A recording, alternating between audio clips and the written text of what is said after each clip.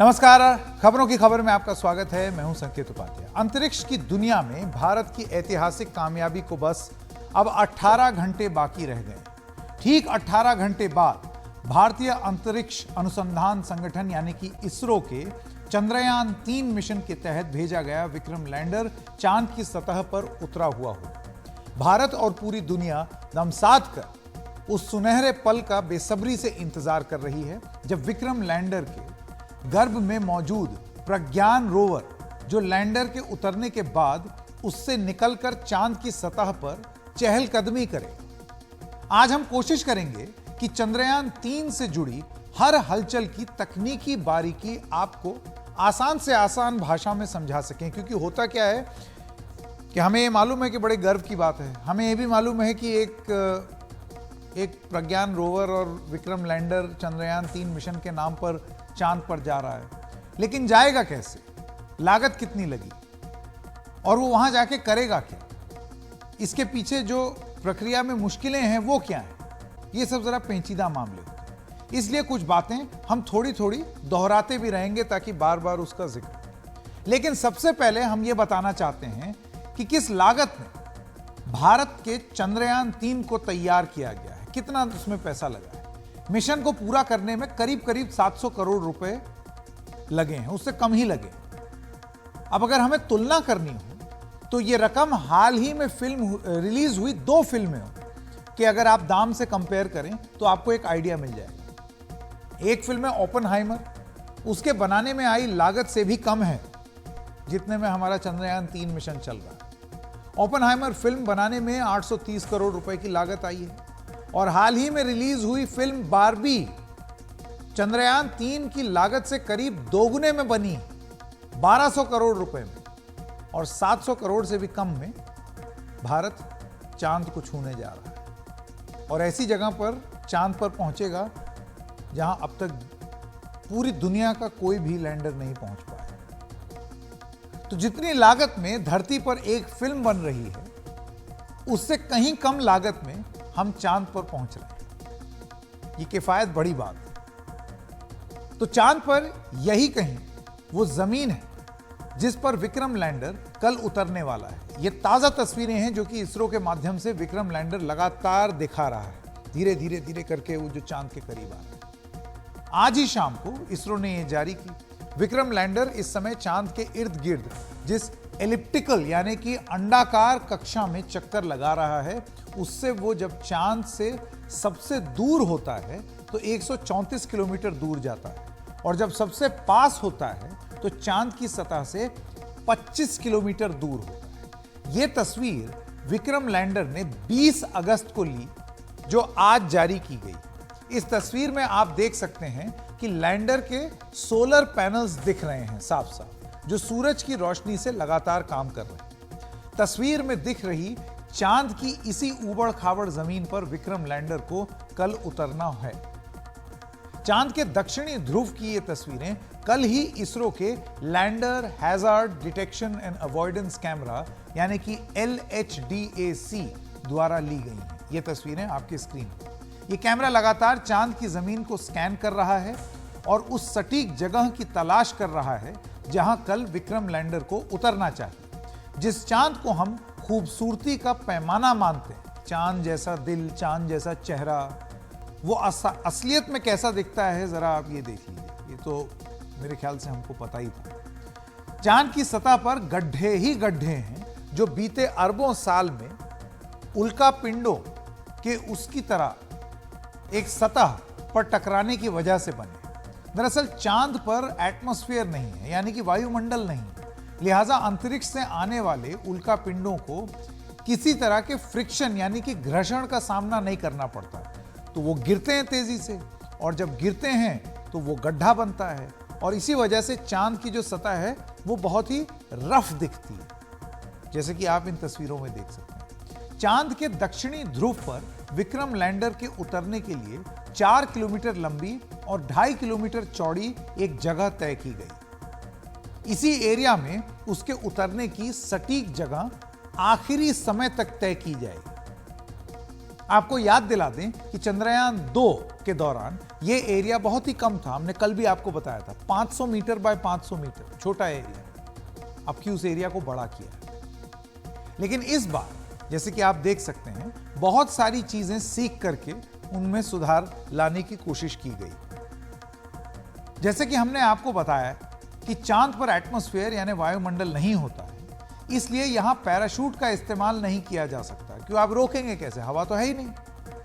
इसीलिए जो भी काम करना है विक्रम लैंडर अपने लगे हुए थ्रस्टर इंजन्स का इस्तेमाल करके करेगा, जिन्हें फायर करके लैंडर की उतरने की रफ्तार को कम किया जाएगा धीरे धीरे धीरे धीरे करके। 4 इंजन लैंडर की गति कम करने के लिए इस्तेमाल होंगे और 8 इंजन दिशा के नियंत्रण के लिए इस्तेमाल किए जाएंगे। इसरो के आज के ट्वीट के मुताबिक मिशन अपने समय पर है।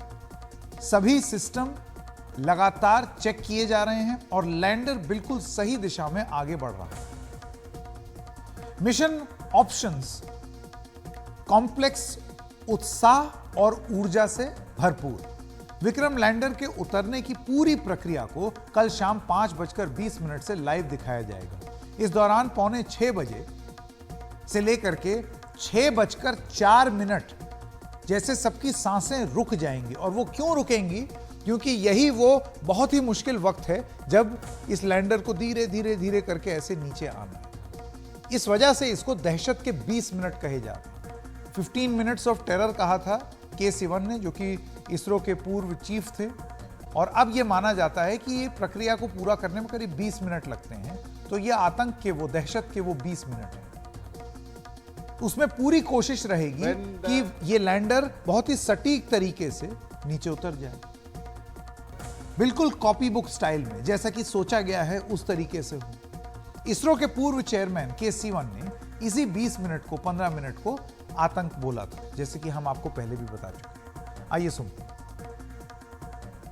When the lander starting its travel from the orbit, it is something like about 2 km/s velocity, and this velocity has to be reduced and to 0, and that also, that zero should be when the lander is reaching the surface of the moon. The zero cannot be above or zero cannot be lower. So it exactly should match with the when it is reaching the surface of the moon. At that time, this velocity also should be 0. And this is the most critical and crucial action. ISRO के मौजूदा chairman S Somnath भी कह चुके हैं कि Vikram lander का पूरा design ऐसा है कि किसी भी तरह की तकनीकी खामी को भी संभाल ले। इसे इस तरह डिजाइन किया गया है कि अगर सब कुछ फेल हो जाएगा तब भी यह विक्रम लैंडर लैंड करने में हो सकता है सफल। आपको याद होगा कि 2019 में चंद्रयान 2 की भी सॉफ्ट लैंडिंग की कोशिश की गई थी, लेकिन वो कामयाब नहीं रही। लैंडिंग के आखिरी 3 मिनट में लैंडर काबू से बाहर होकर 410 डिग्री से ज्यादा घूम गया, जबकि उसे अधिकतम 55 डिग्री तक ही घूमना चाहिए था। अब आप सोचिए, कहां 55, कहां 410, गड़बड़ हो गई। इसके साथ ही वो चांद की जमीन पर क्रैश कर गया। The normal performance was observed up to an altitude of 2.1 kilometer. Subsequently, the communication from lander to ground station was lost. The data is being analyzed. तो ये आपने के सिवन का 2019 का वो बयान सुना जिसमें वो ये बता रहे हैं कि कैसे कम्युनिकेशन टूट गया। तो वो टूटा इसीलिए था क्योंकि ये बहुत ही मुश्किल होता है धीरे धीरे उसको नीचे लाना। इस बार सॉफ्ट लैंडिंग के लिए विक्रम लैंडर में कई खास इंतजाम किए गए हैं। जैसे कि हमने आपको कल भी बताया था कि गलती तो होती है, लेकिन उनसे आप कैसे सीखें और किस तरीके से एक डिजाइन बनाएं कि वो गलतियां दोबारा ना दोहराई जा सकें। इसके लिए इस बार जो पूरी डिजाइन फिलॉसफी है वो पहले ये था कि कैसे हम सफल हो जाएं, और अब की ये डिजाइन फिलॉसफी है कि कैसे हर चीज हमें धोखा दे सकती है, हर पुर्जा खराब हो सकता है और उसके लिए क्या किया जाए। ये खराब हो जाए तो क्या किया जाए, वो खराब हो जाए तो क्या किया जाए। इस डिजाइन फिलॉसफी से चंद्रयान-3 मिशन तैयार किया गया है, क्योंकि एक जटिल ऑपरेशन है जो पूरी तरीके से ऑटोनॉमस है, यानी कि अपने हिसाब से चलता है। इसका मतलब यह है कि लैंडर जब उतर रहा होगा तो आप धरती से कुछ नहीं कर सकते, आप सिर्फ बैठ करके देख सकते हैं कि वो अब ये कर रहा है, वो कर रहा है, स्कैनर अपने आप ये चीज कर रहा है, वो इधर मुड़ रहा है, उधर मुड़ रहा है। इसीलिए उसको 20 आतंकवाद के 20 मिनट कहते हैं, आतंक के 20 मिनट। 6000 किलोमीटर प्रति घंटा की गति को कम करना है और उसको 0 तक लेकर के आना है। सोचिए कितनी जटिल प्रक्रिया होगी। यानी जब वो चांद की सतह को छुए तो उसकी वेलोसिटी 0 यानी कि 0 होनी चाहिए, तभी तो वो धीरे से लैंड करेगा। तेजी से अगर आएगा तो जैसे चंद्रयान-2 में हुआ था, वो टकरा गया। ऐसे में क्या होगा कि अंदर जो उपकरण रखे हुए हैं वो सुरक्षित रहेंगे, उनको झटका नहीं लगेगा, वो टूटेंगे नहीं, जैसे कि प्रज्ञान रोवर जो कि अंदर है। यही नहीं, उतरने के दौरान ही विक्रम लैंडर खुद को 90 डिग्री पर एडजस्ट करेगा ताकि लैंडिंग बिल्कुल सुरक्षित हो। इस दौरान लैंडर के उपकरण सुरक्षित जगह के लिए चांद की सतह को स्कैन करते रहेंगे। जब लैंडर चांद की सतह से करीब 150 मीटर ऊपर होगा, वो आसपास की जमीन का आखिरी आकलन करेगा कि उसे उतारना कहां है और वो जहां उतरने जा रहा है वो सुरक्षित है या नहीं। कहीं उतरने की जगह पर कोई क्रेटर तो नहीं बना हुआ है या कोई चट्टान तो नहीं है, क्योंकि फिर तो लैंडर टेढ़ा हो जाएगा, उपकरण भी टेढ़े हो जाएंगे, हो सकता है मिशन जो है उसमें दिक्कत आए। अगर कोई बाधा हुई तो वो अधिकतम 150 चारों ओर जा सकता है, यानी कि 150 मीटर के आसपास वो इधर भी जा सकता है, उधर भी जा सकता है। और बाधा नहीं दिखती है तो जो उसके थ्रस्टर्स इंजन है उनके सहारे धीरे धीरे धीरे करके नीचे उतरेगा। चांद पर उतरने के दौरान और भी चुनौतियां हैं, जैसे कि चांद की धूल, मून डस्ट जिसे कहते हैं। चंद्रयान मिशन की कल्पना करने वाले वैज्ञानिकों में शामिल रहे डॉक्टर नरेंद्र भंडारी और इसरो की शाखा फिजिकल रिसर्च लेबोरेटरी अहमदाबाद के डायरेक्टर डॉक्टर अनिल भारद्वाज ने उस 20 मिनट्स ऑफ टेरर यानी कि आतंक के 20 मिनट के बारे में हमें कुछ जानकारी दी, जो कि सबसे क्रिटिकल फेज होती है। उन्होंने बताया कि यह बहुत ही जटिल मिशन होता है। आइए सुनते हैं उनकी बात। इस वक्त हम और कुछ नहीं कर सकते। अभी तक तो हम ऑर्बिट को कंट्रोल कर सकते हैं, उसको बढ़ा सकते हैं, घटा सकते हैं, पर एक बार ये जो लैंडर रोवर प्रोपेलर से अलग हो गया और अब नीचे उतरने वाला है, तो वो सब ऑटोनॉमस सिस्टम है, उसमें बहुत अनसर्टेनिटी रहती है, तो इसलिए उसको पीरियड ऑफ टेरर कहा गया है। ये करीब 20 मिनट का पीरियड होगा। इसमें हम कुछ नहीं कर सकते। हमने जो सॉफ्टवेयर डाले हैं, जो हमने ऑटोनॉमस कैमरा लगाए हैं, जो फोटो डाले हैं, उन्हीं के अनुसार वो अपने आप काम करेगा। तो इसलिए इसमें हम कोई इंटरफेरेंस नहीं कर सकते, सुधारा नहीं कर सकते अगर कुछ गड़बड़ हो तो। Because the mission is so complex and complicated, और ये पूरी प्रक्रिया जो है वो ऑटोनोमस लैंडिंग की है, तो इसमें कोई कमांड कंट्रोल ग्राउंड से या अर्थ से, बेंगलोर से नहीं दिया जाएगा। ऑनबोर्ड कंप्यूटर ही डिसाइड करेगा based on the sensors, based on various observations made by cameras and various other sensors, and किस स्पीड से किस एक्सेलरेशन को कम करना है, हमको स्पीड को कम करना है, घटाना है, क्योंकि हमको लैंड करना है। और ये पूरी प्रक्रिया जो है ये फुल्ली ऑटोनोमस है, based on the guidance, command, control, navigation, propulsion, sensors, every input going to the onboard computer, and onboard computer he decide कर रहा है कि क्या इस टाइप का प्रोसेस हमको करना है। तो इसलिए ये एक बहुत ही जटिल प्रक्रिया है और इसीलिए इसको बोलते हैं 15 मिनट्स टेरर। बट जैसा कि आप सबको पता है कि हमारा मून पर अभी आप देखें तो हमारे 3 स्पेस क्राफ्ट्स हैं।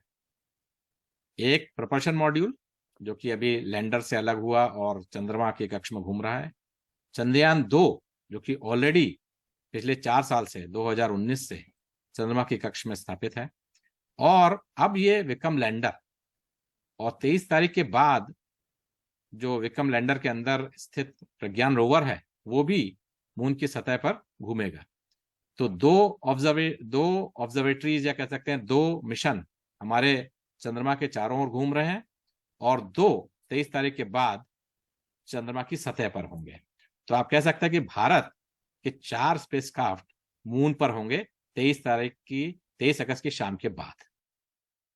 तो चंद्रयान 3 मिशन ने पिछले चंद्रयान 2 और चंद्रयान 1 मिशन से कई सबक लिए हैं। अब ये चंद्रयान 1 मिशन जो है ये 22 अक्टूबर 2008 को लॉन्च हुआ था। चंद्रयान 2 जो है वो 22 जुलाई 2019 को लॉन्च हुआ था। 7 दिसंबर 2019 को चंद्रयान 2 का लैंडर क्रैश हो गया। तब संतुलन खोने के कारण लैंडर क्रैश हो गया। चांद की सतह के बिल्कुल करीब पहुंचकर यह क्रैश हुआ और चंद्रयान 2 के अनुभव से कई सबक लिए गए। चंद्रयान 3 को ज्यादा मजबूत बनाया और कई बेहतर फीचर इसमें लगाए जाए, हर चीज को थोड़ा और मजबूत बनाया गया। चंद्रयान 3 के उतरने के लिए ज्यादा बड़ी जगह चुनी गई, जैसे अभी हम थोड़ी देर पहले आपको बता रहे थे कि 500 बाय 500 मीटर में नहीं, उसको किलोमीटरों में फैलाया गया है।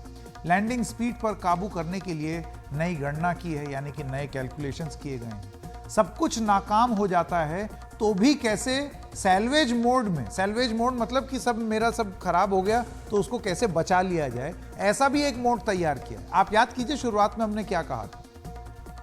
चंद्रयान 3 मिशन इस तरीके से डिजाइन किया गया है कि आप हर पुर्जे पर संदेह प्रकट करें कि ये भी खराब हो गया तो क्या होगा, वो भी खराब हो गया हो तो क्या होगा। इसको कुछ लोग कह सकते हैं नकारात्मक सोच, लेकिन ऐसे नहीं है। जब आप सारी चीजों के बारे में सोच लेंगे तभी तो आप सफल बन पाएंगे, क्योंकि कुछ भी हो सकता है। तो इस तरीके से सोच करके लैंडिंग का इंतजाम का भी योजना बनाई गई। उम्मीद करनी चाहिए कल इस समय हम लोग चंद्रयान 3 के विक्रम लैंडर की कामयाब लैंडिंग का जश्न मना रहे होंगे। प्रज्ञान रोवर जबरदस्त तस्वीरें दे रहा होगा, लैंडर से जो तस्वीरें निकलेंगी, और रोवर और लैंडर दोनों एक दूसरे की तस्वीरें खींचेंगे, जिसको अभी कुछ दिन पहले या कुछ समय पहले हमारे सहयोगी पल्लव बागला कह रहे थे कि अंतरिक्ष में सेल्फी लेंगे 2 यंत्र एक दूसरे की, वो होगा। ये पहली बार होगा कि किसी भी देश का मिशन चांद के दक्षिणी ध्रुव पर उतरेगा।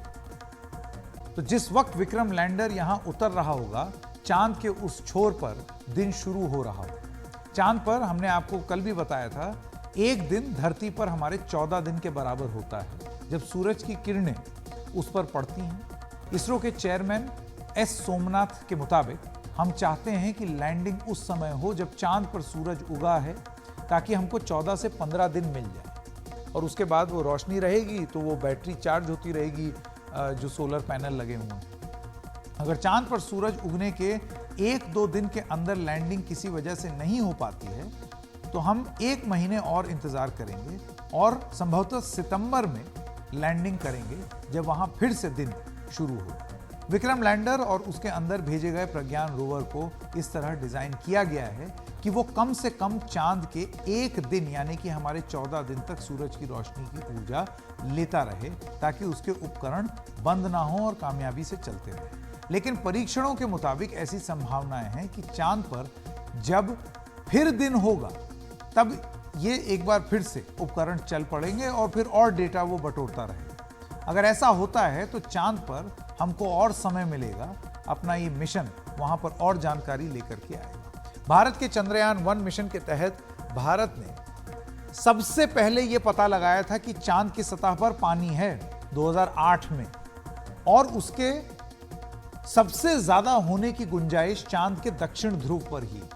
यहां अभी कोई देश का कोई मिशन नहीं जा पाया है। अभी हाल फिलहाल लूना 25 यानी कि जो रूस है उसका एक मिशन वहां गया था, 21 को लॉन्च होना था, उसको लैंड होना था, नहीं हो पाया, फेल कर गया वो, तो उनका मिशन भी कामयाब नहीं हो पाया। तो आप समझ लीजिए कि कितनी जटिल प्रक्रिया है। विक्रम लैंडर की कामयाबी से उतरने के बाद भी कई बड़े काम हैं जिनके लिए चंद्रयान 3 को भेजा गया है। आप ऐसे मत समझिए कि वो लैंड कर गया और ये बहुत बड़ी उपलब्धि हो गई। वो एक मिशन के तहत वहां गया है, सिर्फ लैंड करने नहीं जा रहा है कि अपनी सेल्फी खींच ले या फोटो खींच ले और फिर हम लोग सब खुश हो जाए। बहुत बारीक काम करने जा रहा है। एक बार फिर समझ लेते हैं कि चंद्रयान 3 में क्या क्या भेजा गया है। यह हम इसलिए बता रहे हैं ताकि सामान्य से सामान्य व्यक्ति भी भारत के इस खास मिशन को जान सके, समझ सके। चंद्रयान 3 में 3 मुख्य उपकरण, प्रोपल्शन मॉड्यूल, विक्रम लैंडर और उसके अंदर रखा हुआ प्रज्ञान रोवर। प्रोपल्शन मॉड्यूल उसको वहां तक लेकर के गया, कक्षा में पहुंचाया। विक्रम लैंडर धीरे धीरे करके नीचे आ रहा है, उसमें लगे हैं इंजन, वो हमने पूरी प्रक्रिया समझा दी, वो कैसे आकर के नीचे सॉफ्ट लॉन्च करेगा। विक्रम लैंडर में से ही फिर प्रज्ञान रोवर बाहर निकलेगा, जो अगले 14 दिन तक, उसमें छोटे छोटे पहिए लगे रहते हैं, वो धीरे धीरे चांद पर चलेगा। ये रोवर चांद की सतह का वैज्ञानिक विश्लेषण करेगा। प्रोपल्शन मॉड्यूल कई साल तक चांद का चक्कर लगाता रहेगा और उस पर रखा पेलोड, जिसे spectro पोलैरिमेट्री of habitable planet earth, जो हमने आपको कल भी बताया था शेप है, उसके तौर पर जाना जाता है, वो धरती से जुड़े कई अध्ययन करता रहेगा।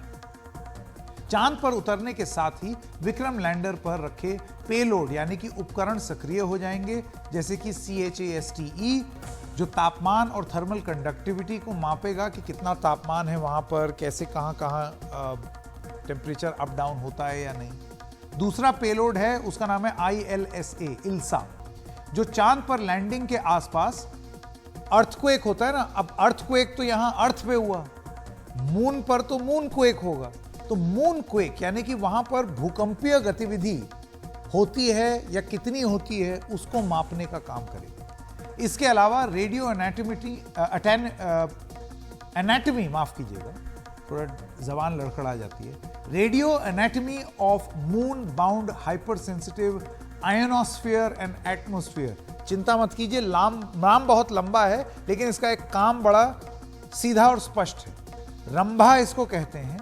इसका काम है कि चांद पर गैस और प्लाज्मा का अध्ययन करे, उसको देखेगा कि किस तरीके से वहां पर क्या गैस है, वहां पर किस तरीके का हवा में किस तरीके की तत्व हैं। नासा का उपकरण passive laser retro reflector array, यानी कि एक ऐसी चीज जो कि आप ये समझिए कि एक लेजर, वो उसकी अध्ययन करेगा। इसका काम क्या है कि ये अर्थ से यानी कि पृथ्वी से चांद तक एक लेजर फायर करेगा कि कितना टाइम लगता है, लेजर कितनी कमजोर हो जाती है पृथ्वी तक पहुंचने में, ये सारी चीजें वो करेगा। और ये उपकरण नासा का है, यानी कि यूएस का सैटेलाइट है, यूएस की तकनीक है, जो कि हमारे इस चंद्रयान 3 मिशन का हिस्सा है। दूसरी ओर प्रज्ञान रोवर, जो वो छोटा सा हम आपको बता रहे थे ना एक डिवाइस, ये जो आप स्क्रीन पर देख रहे हैं, छोटे छोटे पहिए लेकर के जो चलेगा, इसमें लगे हुए अल्फा पार्टिकल एक्सरे स्पेक्ट्रोमीटर यानी कि APXS और लेजर इंड्यूस ब्रेकडाउन स्पेक्ट्रोस्कोप यानी कि LIBS, ये उतरने की जगह पर एलिमेंट्स का पता लगाएंगे कि चांद की जो सतह है उस पर क्या है, उसका केमिकल कॉम्पोजिशन क्या है, किस चीज से बना हुआ है। कामयाब लैंडिंग के बाद चंद्रयान के लैंडर और रोवर में लगे ये उपकरण आने वाले दिनों में कई एक्सपेरिमेंट चांद की सतह पर करने वाले हैं। क्या होंगे ये एक्सपेरिमेंट, ये हमें बताया इसरो की फिजिकल रिसर्च लेबोरेटरी के डायरेक्टर डॉक्टर अनिल भारद्वाज ने। चंद्रयान 3 के पेलोड को तैयार करने में फिजिकल रिसर्च लेबोरेटरी यानी कि PRL की भी एक बहुत अहम भूमिका है।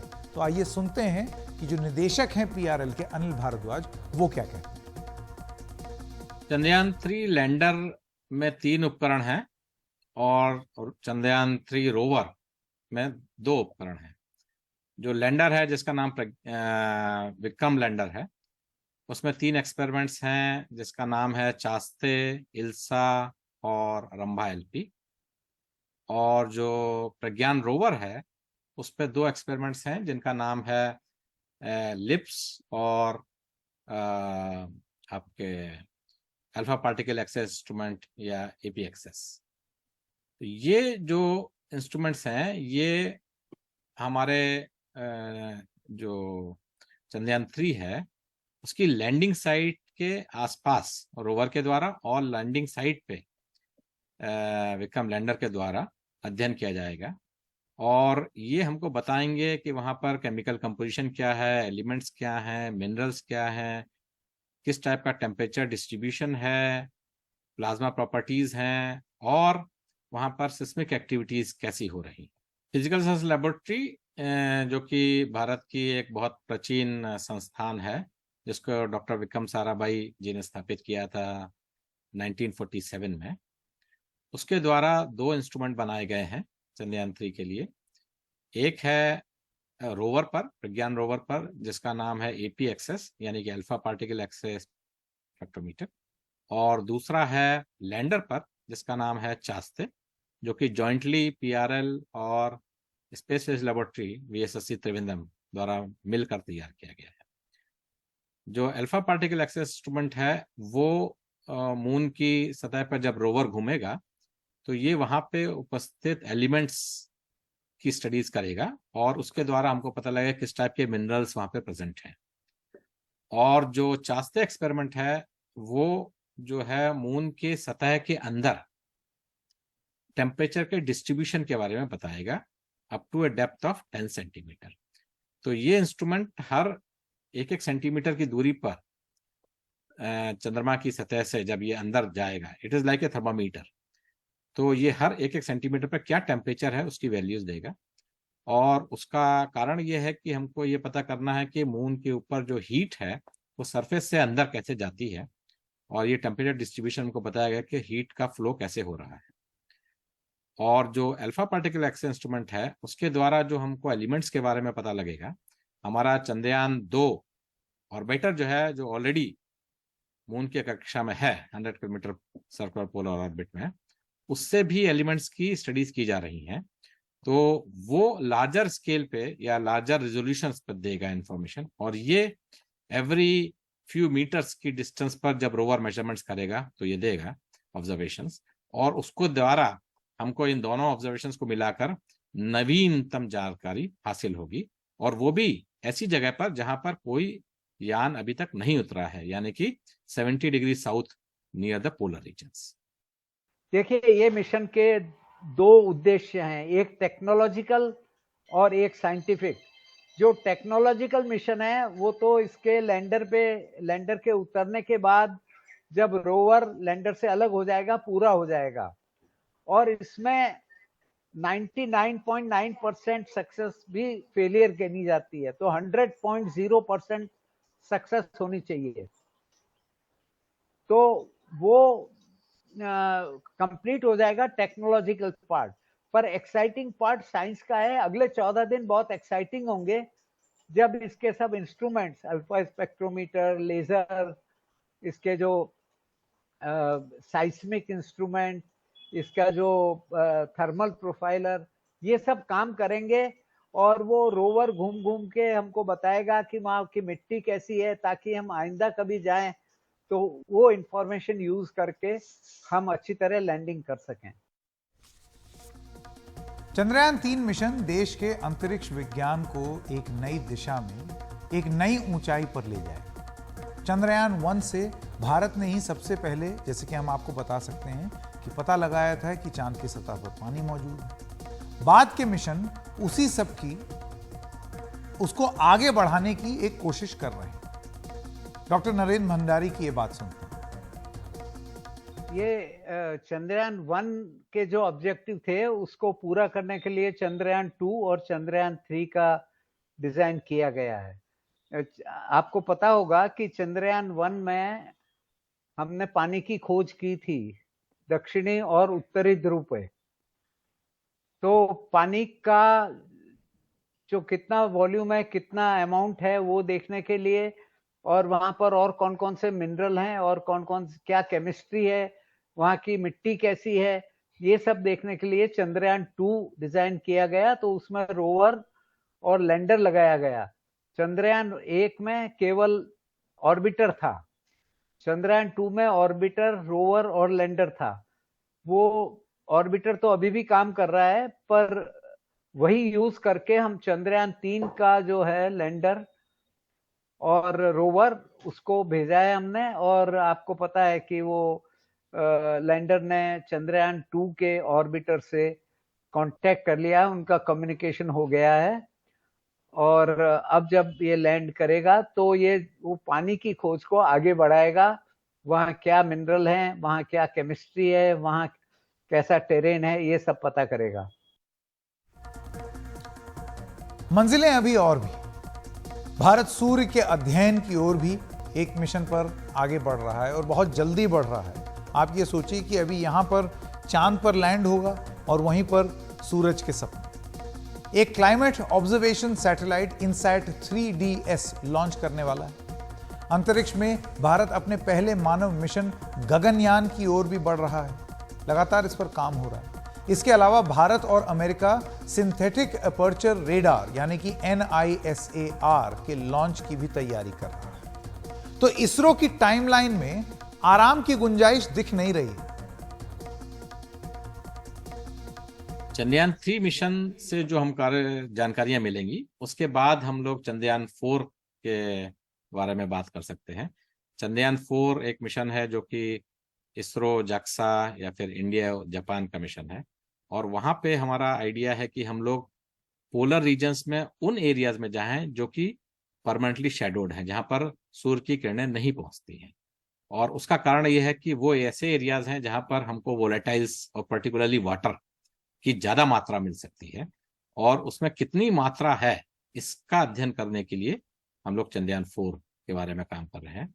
और इसके बाद हम लोग सोच सकते हैं कि वंस द लैंडिंग सक्सेस हो जाता है हमारा, और जो कि हम लोग उम्मीद कर रहे हैं पूरा होने वाला है 23 अगस्त की शाम को, हम लोग और अनेक प्रकार के मिशंस के बारे में सोच सकते हैं, जिसमें कि सैंपल रिटर्न मिशंस भी शामिल है। चंद्रयान 3 को बनाने में 4 साल का वक्त लगा। इसरो के वैज्ञानिकों ने कोविड महामारी के दौरान भी इस प्रोजेक्ट पर काम जारी रखा, रोका नहीं इसको, गलतियों से सीखते रहे, कुछ और आगे कर गुजरने की एक चाहत मन में रखी। करीब 1000 इंजीनियर्स और वैज्ञानिकों की टीम इस मिशन पर दिन रात जुटी रही। तो जैसा कि हमने शुरू में भी आपको बताया था, यह कड़ी मेहनत और लगन है, जिसमें खर्चा 700 करोड़ रुपए से भी कम का हुआ है। ये रकम मैं फिर से दोहरा दूं, हाल ही में रिलीज हुई ओपनहाइमर और हाल ही में रिलीज हुई बारबी फिल्म से बहुत कम है। एक फिल्म बनी थी 830 करोड़ में। ये वो देश हैं जो ये फिल्म बना रहे हैं, जो अभी तक दक्षिण ध्रुव में चांद के अपना प्रोजेक्ट नहीं भेज पाए हैं, और दूसरी उसी देश की फिल्म 1200 करोड़ में बनी। तो वो फिल्में बना रहे हैं, पैसा कमा रहे हैं, वो उनका हक है, बनाते रहें, बहुत यश प्राप्त करें।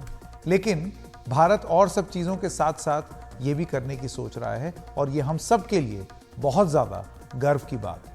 उम्मीद करते हैं कल इसी वक्त हम फिर मिलेंगे, और उसके बाद जश्न मनाएंगे इस बात का कि अपनी गलतियों से सीखकर विक्रम लैंडर और प्रज्ञान रोवर चंद्रयान 3 मिशन के तहत चांद की सतह पर लैंड कर गए। अब आपको यह भी बताना बहुत जरूरी है इस कार्यक्रम में कि वो कौन से इंजीनियर्स हैं और वैज्ञानिक हैं जिनके नेतृत्व में यह पूरा मिशन चला है। एक नजर उन पर भी डाल लेते हैं। ये अनसंग हीरोज हैं, सामने उस तरीके से नहीं दिखते हैं, लेकिन 4 साल तक इन्होंने मेहनत की है। ये हैं वो ब्रेन चंद्रयान 3 के पीछे।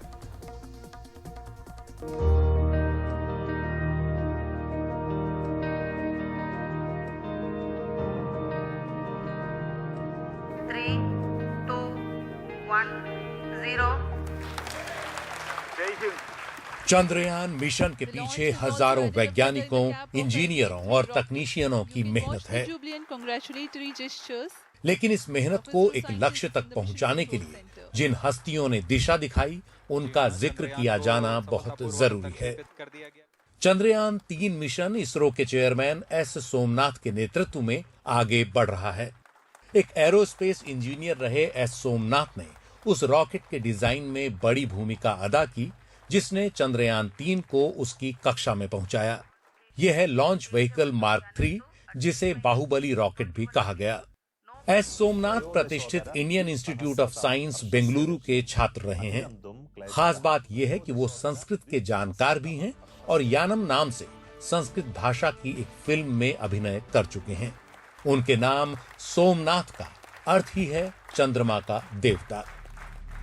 डॉक्टर उन्नीकृष्णन नायर रॉकेट के विकास और निर्माण से जुड़े विक्रम साराभाई स्पेस सेंटर के निदेशक हैं। पेशे से एरोस्पेस इंजीनियर डॉक्टर उन्नीकृष्णन अंतरिक्ष में भारत के मानव मिशन की अगुवाई कर रहे हैं। वो भी प्रतिष्ठित इंडियन इंस्टीट्यूट ऑफ साइंस के छात्र रहे हैं और छोटी कहानियां लिखने का उन्हें शौक है। लेकिन अंतरिक्ष की दुनिया में वो एक बड़ी कहानी लिखने की ओर बढ़ रहे हैं। जिस मिशन की ओर देश और दुनिया दम साध कर देख रही है, उस चंद्रयान 3 मिशन के प्रोजेक्ट डायरेक्टर हैं डॉक्टर वीरा मुथुवेल पी। बीते 4 साल से उनकी जिंदगी दिन रात सिर्फ और सिर्फ इसी प्रोजेक्ट के इर्द गिर्द घूम रही है। 2019 में नाकाम हुए चंद्रयान 2 मिशन के विक्रम लैंडर की बारीक से बारीक जानकारियों ने उन्हें चंद्रयान 3 मिशन को और पुख्ता बनाने में मदद की है। चंद्रयान 3 मिशन की डिप्टी प्रोजेक्ट डायरेक्टर डॉक्टर कल्पना के चेहरे की मुस्कुराहट देखकर आप बता नहीं सकते कि बीते 4 साल में उन्होंने कितनी अथक मेहनत की है। कोरोना महामारी के दौर की मुश्किलें भी उनके हौसले को डिगा नहीं पाईं। उनका नेतृत्व इसरो में भारत की नारी शक्ति का प्रतीक है। उन जैसी कई महिला वैज्ञानिक और इंजीनियर जी जान से इस मिशन को कामयाब बनाने में दिन रात जुटी हुई हैं। सुश्री एम वनिता चंद्रयान 2 मिशन की प्रोजेक्ट डायरेक्टर रह चुकी हैं। बेहद मृदुभाषी M Vanitha electronic systems engineer हैं और भारत के किसी भी मून मिशन का नेतृत्व करने वाली पहली महिला बनने का गौरव उन्हें हासिल है। इसरो का पावर हाउस माने जाने वाले डॉक्टर एम शंकरन की विशेषज्ञता नाया पावर सिस्टम्स और सोलर एरेज तैयार करने में है, जो अंतरिक्ष में उपग्रहों को ऊर्जा प्रदान करते हैं। उन्होंने ही ये सुनिश्चित किया कि चंद्रयान 3 मिशन का उपग्रह हॉट एंड कोल्ड टेस्ट में पूरी तरह खरा उतरे। लिक्विड प्रोपल्शन इंजन के विशेषज्ञ डॉक्टर वी नारायणन के नेतृत्व में उनकी टीम द्वारा बनाए गए थ्रस्टर्स बहुत अहम भूमिका अदा करने वाले हैं। चंद्रयान 3 का विक्रम लैंडर चांद के दक्षिणी ध्रुव पर कामयाबी के साथ उतरे, ये उनके बनाए थ्रस्टर्स की भूमिका पर ही निर्भर करेगा। वो क्रायोजेनिक इंजन के भी विशेषज्ञ हैं। चंद्रयान 3 उपग्रह चांद के चारों ओर चक्कर लगा रहा है तो बीएन रामकृष्ण की टीम के इशारों पर ही, उनकी ही कमांड पर अब विक्रम लैंडर आगे बढ़ रहा है। बेंगलुरु में उड़न तश्तरी की शक्ल की ISRO telemetry tracking and command network की ये इमारत दहशत के आखिरी 20 मिनट में सबसे अहम भूमिका निभाने वाली है। ये बस कुछ नाम भर हैं। इन नामों के पीछे इसरो के वैज्ञानिकों, इंजीनियरों और तकनीशियनों की वो टीम है जिस पर पूरे भारत को नाज है और जो आने वाले दिनों में अंतरिक्ष में भारत की बड़ी कहानी लिखने वाले हैं। नई दिल्ली से पल्लव बागला की रिपोर्ट, एनडीटीवी इंडिया। एनडीटीवी की एंकर रही कनुप्रिया विमल सहगल, उनके बेटे श्रेयस और पिता गंगा प्रसाद विमल की 2019 में श्रीलंका के कोलंबो में सड़क हादसे में मौत हो गई थी।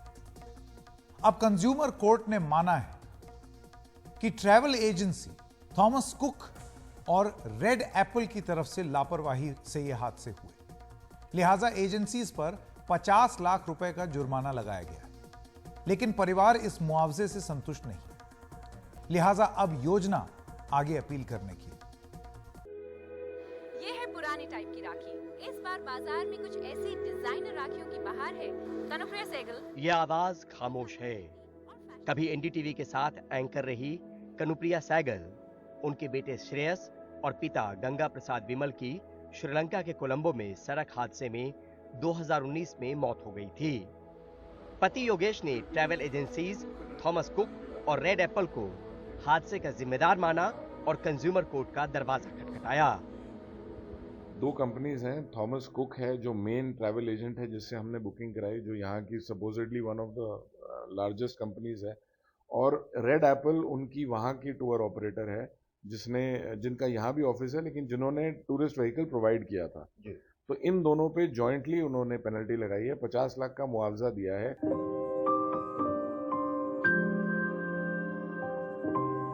परिवार की यादों को योगेश ने तस्वीरों में समेट रखा है।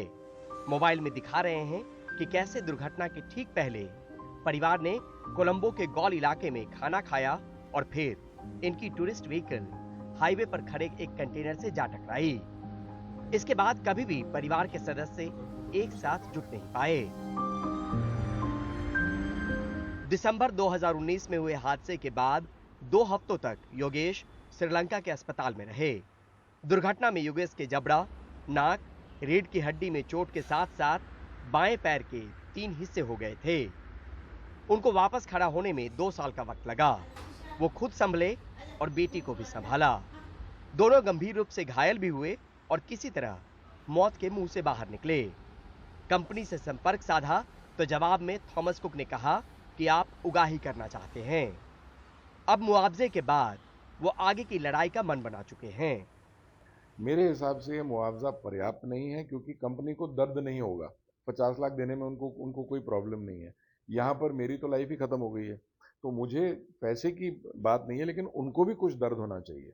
तो अभी हम इसको अपील करेंगे। We welcome the verdict, but definitely हम क्वांटम ऑफ पनिशमेंट से वी आर नॉट सेटिस्फाइड। बिन आवाज उठाए सुनवाई नहीं। सदमे से उबरकर लापरवाही के खिलाफ कंपनी को सबक सिखाने की कानूनी प्रक्रिया भी आसान नहीं थी। पैसा जिंदगी तो वापस नहीं ला सकती, पर लापरवाही की भेंट चढ़ने वाली बाकी जिंदगियों को बचा जरूर सकती है। नई दिल्ली से परिमल कुमार, एनडीटीवी इंडिया।